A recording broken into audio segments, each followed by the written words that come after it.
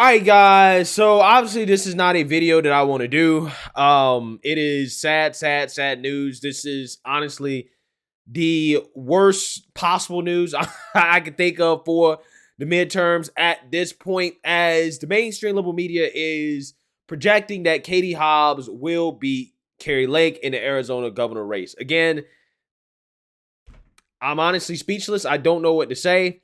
I was hoping that Kari Lake could put it out. All indicators pointed to that she would be able to catch up, okay, and overtake Katie Hobbs. However, it's like I told you guys, it seems like Democrats are the only ones that can catch up, okay? When you got the late ballots coming in and they're counting them, if Democrats are already ahead, they're going to stay ahead and they're going to pull away until eventually they declare a winner, or the Democrat is going to magically jump in front of the Republican, and the Republican never comes back. Again, it never happens in a way where Republicans actually catch up and they overtake the Democrat and then that wins. Never happens, right? Never happens. And, you know, again, it's not that much to say. But what I'll do here is that I'll say my little piece. We'll go over the exit polls and try to figure out what's going on here, and then we'll call it a video and go from there. But the first thing I want to say starting off is that I know how a lot of you guys feel about this, especially when it comes to these Arizona elections, which honestly are a disgrace. People want to talk about democracy. These Arizona elections are really a disgrace to democracy, considering how in a modern democracy, they can't count just a few 100,000 votes in a day. Okay, it should be maximum a day, really a night, to count these votes. But this election went on for 3 or 4 days straight and nobody knew who won because for whatever reason, these people can't learn how to count votes. And then on top of that, you have the election machines going down on the day of, okay, which were problematic, which made people have questions about the process. So again, I don't blame anybody who has questions about some of the fortification that may have been going on in Arizona. And I know a lot of people in my comment section, they always ask about that. Well, what about the fortification? What about fortification? Look, guys, I'm not saying there's not. All I'm saying is that the race hasn't been called yet. And Kari Lake, if she's going to challenge it, she's going to challenge it, and we'll go from there. I don't blame people for believing the things they believe, considering how the state of Arizona is not inspiring much confidence in their elections, considering the way that they run them. And the main hot topics around, how some of these states, like, for example, again, Pennsylvania, Arizona, they're running their elections. A lot of people talk about the whole mail-in ballot thing, where a lot of people don't like mail-in voting, where, they believe that, it is affecting the outcome of these elections, right, with ballot harvesting schemes and stuff like that. And here's what I think, right? In my perfect world, my ideal world, everybody votes in person. And actually, you would make election day a holiday as well, too. I think when Republicans talk about, well, everybody should vote in person, I agree. But we also got to make election day a holiday if that's the case, so that, people can actually get out there and vote. They have time to do it. I think that will be the ideal thing. I think that is what Republicans should push for. If we're going to try to get rid of mail-in voting, we should push for that. Outside of the whole, absentee thing, obviously keep that. But for the most part, I would like to see most people voting in person. But I do understand there are some states, including Republican states, that do use mail-in balloting, right? And if Arizona is not doing anything illegal, which I don't know, right? Kari Lake has to challenge that. It is up to her to prove that. If it's legal, I don't see why Republicans can't do it, right? I don't see how Republicans can't take advantage of this thing that supposedly gives the Democrats such a big advantage. I'm just saying, maybe that might be something that Republicans want to try to level the playing field. Again, assuming it's legal. We haven't seen how everything is going to play out yet. So I get it, and hey, if Kari Lake wants to challenge, go for it. And if she finds something, then that's great. But until then, I got to stick with exit polls. I got to stick with what the data is telling us about what may have swayed this election. I can know one thing for sure is that it makes no sense that we live in a country where Democrats, like half the country, don't care about the candidate as long as they have a D by their name. Katie Hobbs is a coward. She is not a leader. She's not anybody I want leading a state, a country, a business, anything. I want her leading anything. She refused to debate Kari Lake. She refused to be in the same vicinity as Kari Lake. Again, she is a coward. And you had people in the state, 1.2 million people allegedly vote for a coward. I mean, Democrats, they elected John Fetterman to the Senate, a guy who's barely coherent. They put Joe Biden in the White House. These people don't care. They don't give a damn as long as you got that D by your name.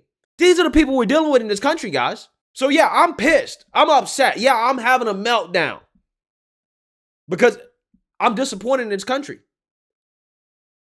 I don't understand how you go out and you vote for this. Democrats don't even have a campaign to win. I don't think Republicans are that bad, right? I don't think the Republicans are that bad that Democrats just don't have to campaign and they're going to win. I don't believe that.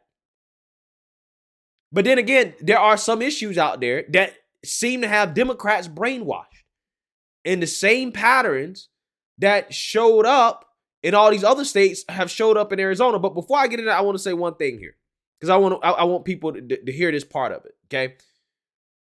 If Kari Lake does end up losing, right, after all the challenges are done, after everything is said and done, this is not the end for Kari Lake. I was thinking about this. Kari Lake doesn't have any government experience. So maybe she hopped into politics too fast. Maybe she went from news anchor to governor. I think she may have made that jump too fast. And no thanks to the establishment Republican Party, they definitely didn't help her, right? They weren't rooting for her to win. They probably was rooting for Katie Hobbs. But regardless of that, I think that Kari Lake might be better served as a press secretary. And that's why I think she's going to go in her career. I think she's going to be a hell of a press secretary for President Trump or President DeSantis in 2024. I can't think of a better press secretary candidate than Kari Lake. I'm pretty sure that she will be a future press secretary for a Republican president. If Democrats are smart, they would make her their press secretary. I'm just saying. I'm pretty sure, though, she wouldn't sign up for that. But I'm just saying, right? If I was a Democrat, I'd be recruiting her. Because, again, she's dangerous, right? And Democrats know that. She's dangerous because she knows how to handle the media. So, with that being said, again, this is not the last we'll see of Kari Lake. Again, I'm not even sure if this election is even over in the sense that I think that these mainstream liberal media outlets may be calling us a little bit too early. There's about 60, 70 some thousand vote left. It's only a difference of about 20,000 between the two. Who knows, right? But with that being said, the only thing we can really do now is just look at exit polls and just go from there, guys, and try to figure out, okay, based off what we're seeing in the polls, I understand the fortification, guys. I get it. I understand it. You don't have to remind me. But let's just look at the polls. We'll let Kari challenge, and let's go from there. Let's touch on race real quick because I think that's important, considering how Arizona has a large Latino population, which was 17% of the electorate. And Kari Lake did pretty well for Republicans. I mean, it was almost 50-50. So, I mean, as we're seeing here, this is a big shift. Latinos are shifting towards voting GOP. They are actually making a large shift towards voting GOP, which is a good thing. And it looks like 70% of the electorate was white. There are no black people or Asian people in Arizona, apparently. And that was about 50-50 as well, too. Kari Lake, slightly won that. So really, I mean, it kind of came down to the Latino vote, which, again, she still did very well, but, just not quite well enough to win. So just like the other states, we're seeing the same pattern here. What issues that people care about in this race, okay? What issues do people care about? Inflation was first, 36%, but barely. And, of course, behind inflation, abortion, 32%, which 90% of people that voted on abortion were Democrats. And I can already tell you what the problem is with this in Arizona. Arizona has 2 abortion laws on the books that are currently being considered in the courts. One is an older law that is a total ban on abortion, except for in the case where the mother's life is at risk. It has no exceptions for incest or rape. So there's a total abortion law that's being considered in the courts. And then there's also Doug Ducey's law, who was the Republican governor, that is going on the way out. His law is a 15-week ban. Kari Lake is pro-life. I'm pretty sure she tried to straddle the fence, but she went leaning towards executing the laws that's on the books, which means going along with the ban. And again, that could have motivated Democrats to come out and vote, specifically ASU students, right? ASU college women, okay? Because as we see here, same patterns that we've seen before. Who's voting overwhelmingly Democrat? Non-married women, 22% of the electorate. So who are they? Again, they're the young college students. Again, ASU, I'm bringing that up because that's the school I can think of off the top of my head where, okay, that's where all the thoughts go, right? That's where the young, women out there that, really care about this issue. And I'm just being tongue in cheek when I say that. I know there are women out there that do care about this issue that aren't like that. Okay, I do understand that, but I'm just saying, we're seeing the same patterns here. We saw this in Nevada. We saw it in Michigan. We saw it in Pennsylvania. I mean, I'm just saying. It seems like this issue right here probably is the issue that decided a lot of these key races. It is what it is. We'll see. Kari Lake can, again, challenge. I encourage her to challenge. Okay? And take this as far as she can take it. And if it works out in her favor, great. If it doesn't, I still think she has a bright future. It is not the last that we've heard of her. Again, I think that she'd be an amazing press secretary.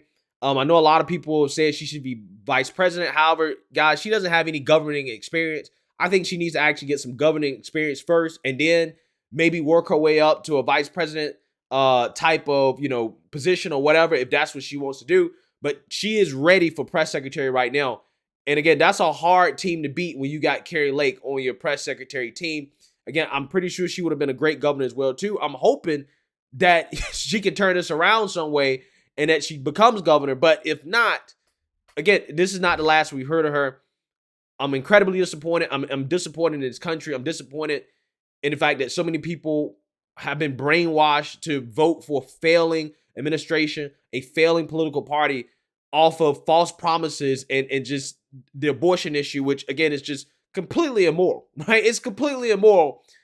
But hey, it is what it is. You got to share a country with people like that. So let me know what you guys think. Make sure you like, comment, and subscribe. Most importantly, share a Black conservative perspective. Peace.